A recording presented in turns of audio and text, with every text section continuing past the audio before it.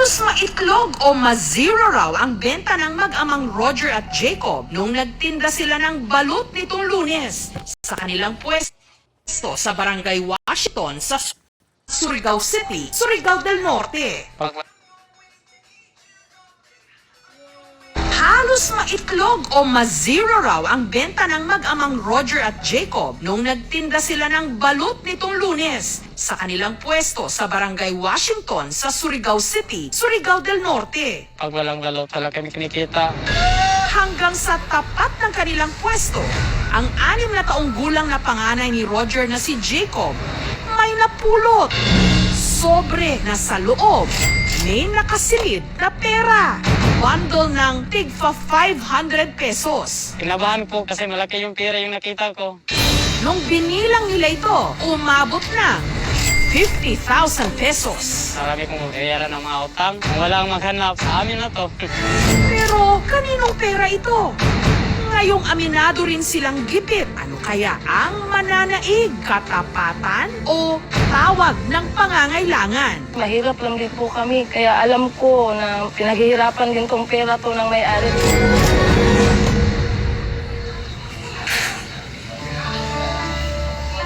Sa pagtitinda ng balut, binubuhay ni Roger ang kanyang pamilya. Yan na lang namin pinakakasya. Magastusin namin araw-araw. Ang hirap kumita ng pera kung hindi ka kayod, walang kakainin.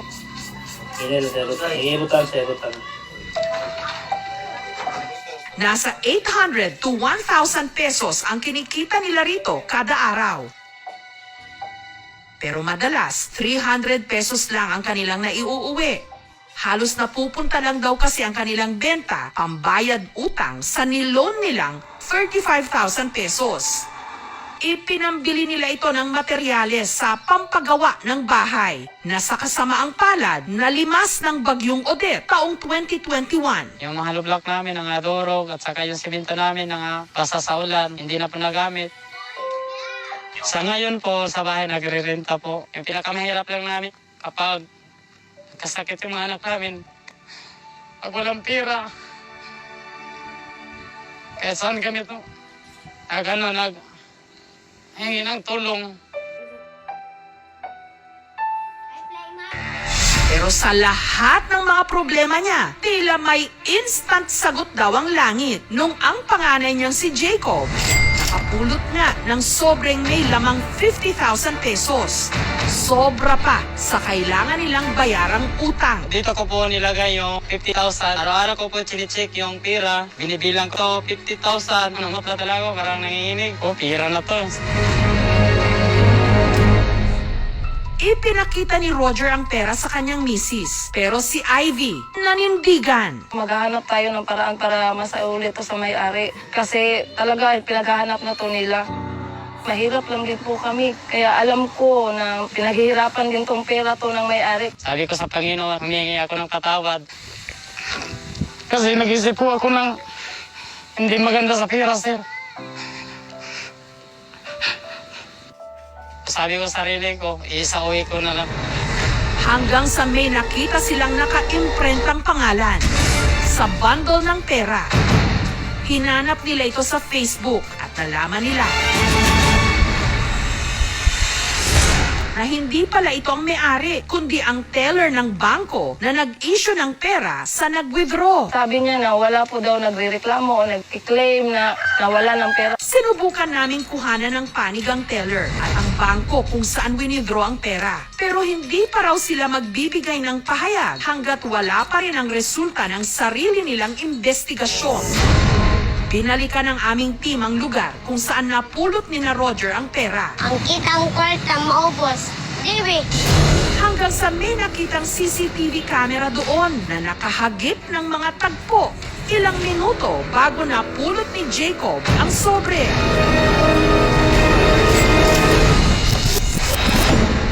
Sa kuha ng CCTV, makikita ang isang babae na bumaba sa itim na kotse, naglakad sa bangketa, kasama ang hawak niyang bata. Maya-maya pa, nalaglag na ang sobre. Lumingalinga siya at nagpatuloy sa paglalakad. Pero may isang bagay na palaisipan sa mga otoridad. Baka may nagbigay ng instruction to sa kanila. Diyan yung ibaba. Diyan yung ihulog. Hanggang ang mga otoridad may natanggap na lead sa pagkakakilanlan ng babae sa CCTV. Siya na nga ba ang may-ari ng sobrang may laman na 50,000 pesos?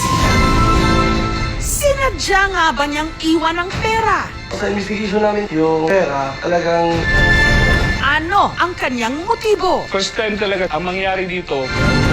Tuloy ang investigasyon sa aming pagbabalik.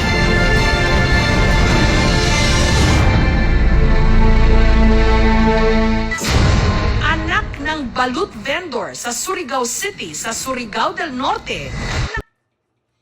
Hindi ko, isauwi ko na lang. Norte, ma, Dewi? Uy, Surigao do Norte? Surigao City lang? Para masabi natin na inabandon. Inireport ito ni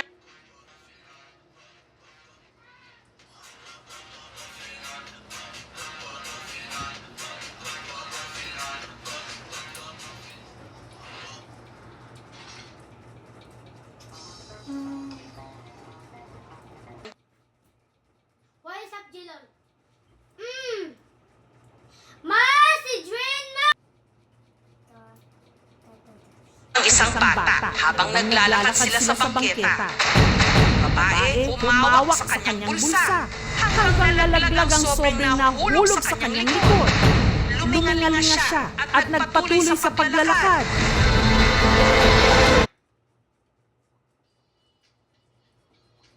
Ako, halo, halo! Kaya ka, halo, halo.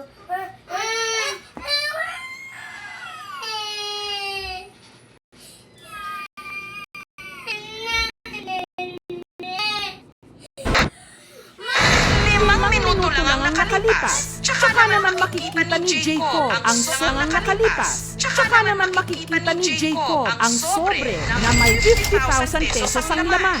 Ano, tatanong pa yan. Tatanong pa yan. Kaya ang nire-require ng ating batas na ipanawagan muna 50,000 pesos ang laman. Ano, tatanong pa yan. Tatanong pa yan. Kaya ang nire-require ng ating batas na ipanawagan muna yung nawawalang bagay para mawala po yung presumption na yan ay iyong ninako kapag hindi mo pinanawagan. Ito'y proseso ng batas para masabi natin na inabandon. Inireport ito ni na Roger sa mga otoridad. nung unang akala namin, yung pera talagang sinadyang ihulog.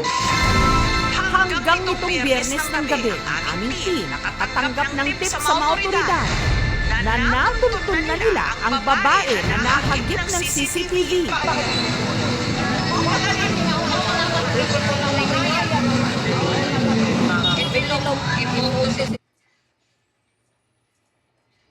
Siya to, ma. Presinto, tumanggi siyang ibigay ang kanyang pagkakakilanlan.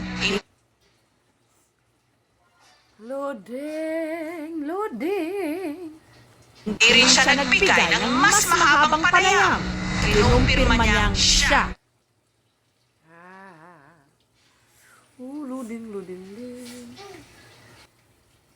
Pagkakakilanlan, hindi rin siya nagbigay ng mas mahabang panayam. Kinumpirma niyang siya ang may-ari ng sobre.